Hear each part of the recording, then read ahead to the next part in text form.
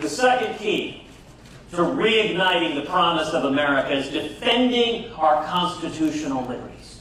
All of them.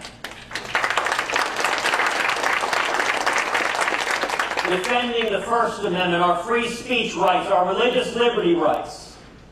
And you know, we're at a time where some in this country shy away from defending religious liberty, are afraid to defend the very first right protected in the First Amendment of the Bill of Rights. I'll tell you, I am proud to stand with men and women of faith across this country defending our religious liberty.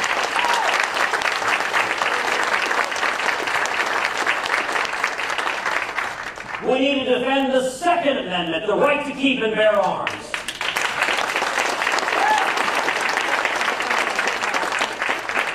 And I have to say today, the New York Times is having a bit of apoplexy. That, of course, is such an unusual reaction for the New York Times.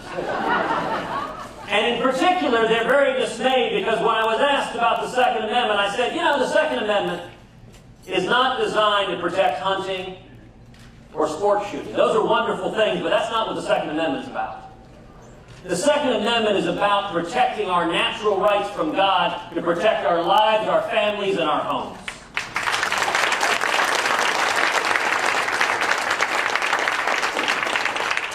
And it is also fundamentally about a check on tyranny from government and the protection of liberty of people.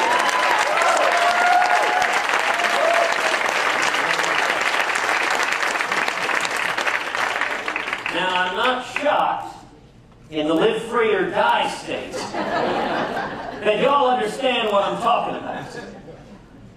But the New York Times today said that that notion, live free or die, that the Second Amendment is a check on tyranny, they said it was strange, it was silly, it was ridiculous, it was absurd.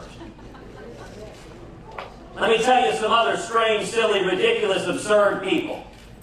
Thomas Jefferson, George Washington, James Madison, Justice Joseph Story, who said the Second Amendment is the palladium of our liberties. I'll tell you, I'm proud to stand with our founding fathers for our liberties against the received wisdom of the New York Times.